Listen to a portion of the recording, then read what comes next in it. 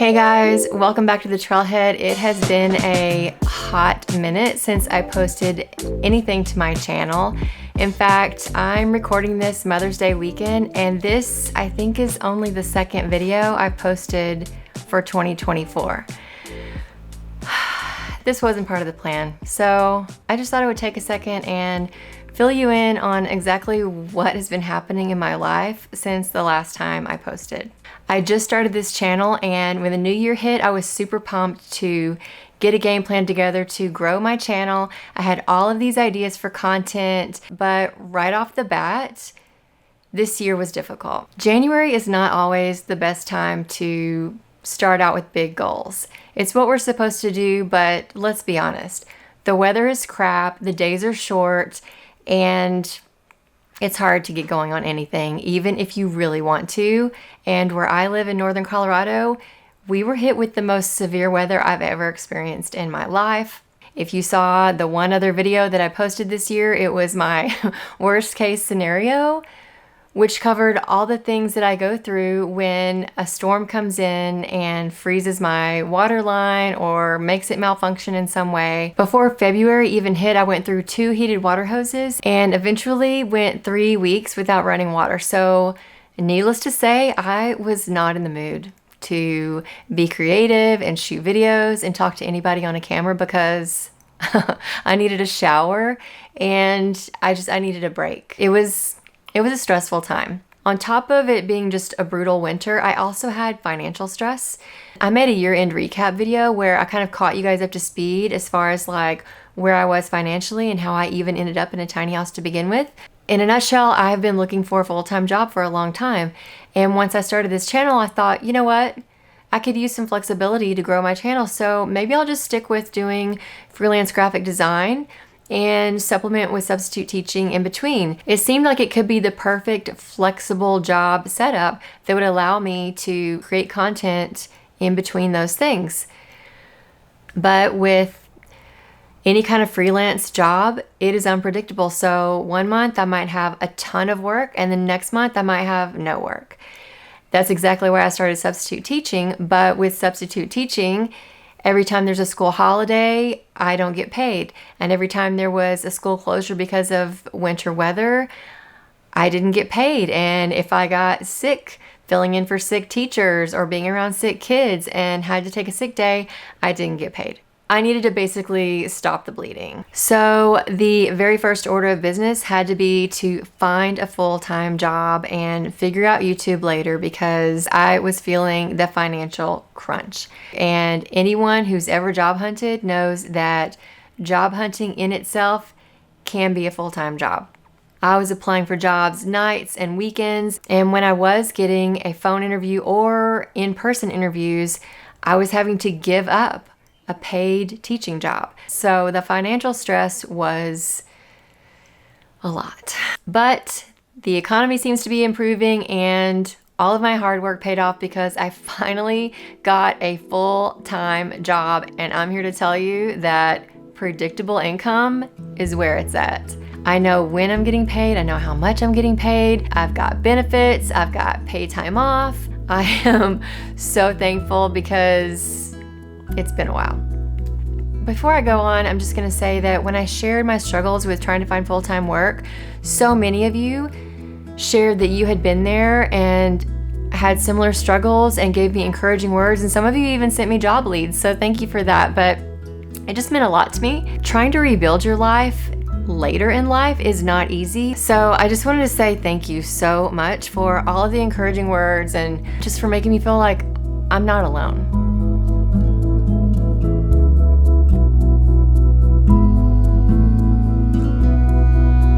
So with that financial burden finally lifted, I began to feel the creative call to get back to YouTube and telling my story and sharing about my tiny house. But I'm here to tell you that creating YouTube videos is not a quick process.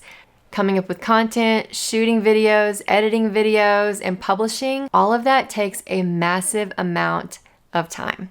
And really, as far as time goes, My new job has to be like worst case scenario. I'm gonna back up and say that I've had jobs that were super fun and flexible, jobs that I could do anywhere, jobs that I could do from home, jobs that let me create my own schedule. And this is not that kind of job.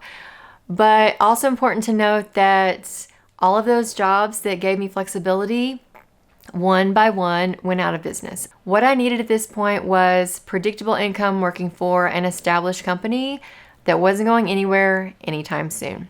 And I truly feel like that's what I got. But there's a bit of a price to it for me, and that is it is 8 to 5 in an office that is an hour in rush hour traffic both ways. And that is greatly limiting me on time, not to mention daylight for actually filming in the tiny house. This is part of life. This is part of having a side gig, is finding the time to make it happen. And when you find those little pockets of time, you have to be creative. It is really difficult to get this thing going without daylight and time.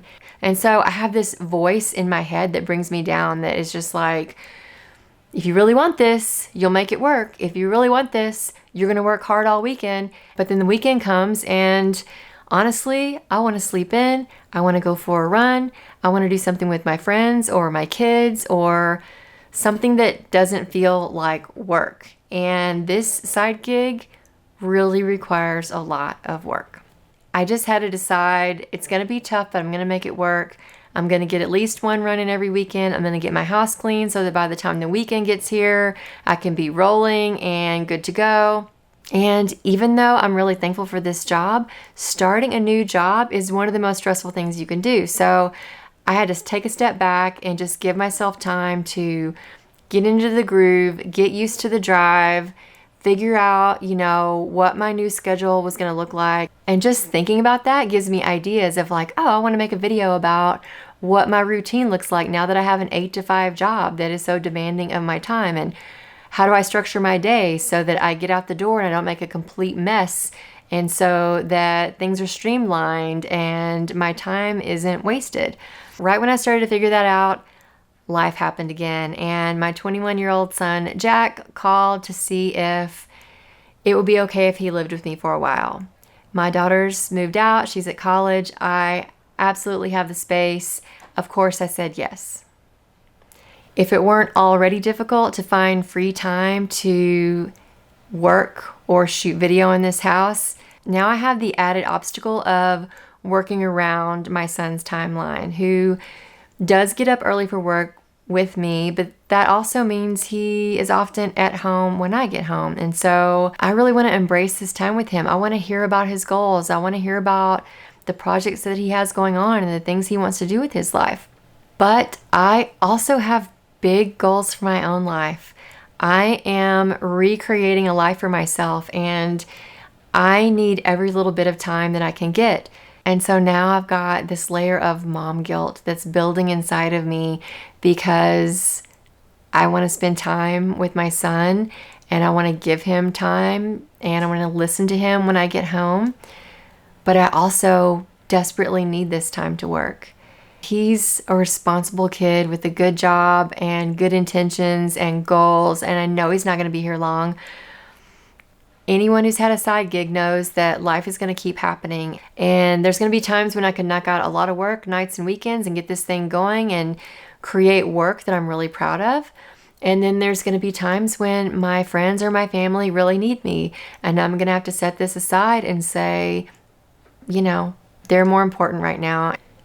So I'm having to let go of the mom guilt and be honest with my son, have good communication, ask him to leave when I need him to leave. Honestly, the best light in this house is at the end of the day, so I'm embracing my time right now while he's with his friends where I can shoot. I'm embracing the challenge and I'm pivoting and I'm working with what I've got. I listen to a lot of Mel Robbins, and what I know is life is going to keep happening. There's never going to be a big, long, calm moment in my life where I can just get all this stuff done stress-free. That's just not the way life works. But I also know that I can have a big goal, and even though I have setbacks, I'm still going to point towards the same goal. There's always going to be that voice inside me that is like, why do you need a side gig? Why do you need a YouTube channel? Why can't you just work an 8 to 5 job and be happy and pay your bills and come home and relax? All I can say to that feeling is I'm trying to do big things. And every time I go back to this channel and create content and communicate with you guys, I get so much out of it. I love the creative outlet of this channel. I love the meaningful conversations I get with you guys after I post a video. Not to mention, after my first video, I monetized my channel. And so I've started to get a small trickle of income. And let's face it, I'm on a single income. So multiple streams of income are what make me feel secure. And like, if one of those things goes away, I have other things to fall back on. Honestly, the way things are going, this channel could be my retirement plan. I just don't know. At the very least, it's one more thing that makes me feel like I'm growing, makes me feel like I'm learning, and it's giving me a little slice of income on the side that makes me feel more secure. So that pretty much sums up where life has taken me since the last time I posted. I haven't been doing nothing. I do have a bathroom series that I've been hard at work on. I've got one episode about my composting toilet that should be done very soon. I'm also working on an episode for my washer dryer combo. Honestly, the whole reason I decided to start a bathroom series was because my son moved in, and I thought maybe if I just focus on the bathroom, then at least that gives him privacy on his side of the house and space to do his thing. And maybe by the time I wrap up this series, he'll be off on his own again doing his thing. We'll see. So if there's something that you would like me to cover in my bathroom series, please take a second, head down and leave those comments and any questions that you have below. And honestly, the whole reason I even did this video was because so many of you had reached out to me to say, we haven't seen you on YouTube, we haven't seen you on Instagram, is everything okay? Did you ever find a job? So I just want to say thank you so much for reaching out. Thank you for watching. Thank you for subscribing. I really appreciate you, and I'll see you in the next video.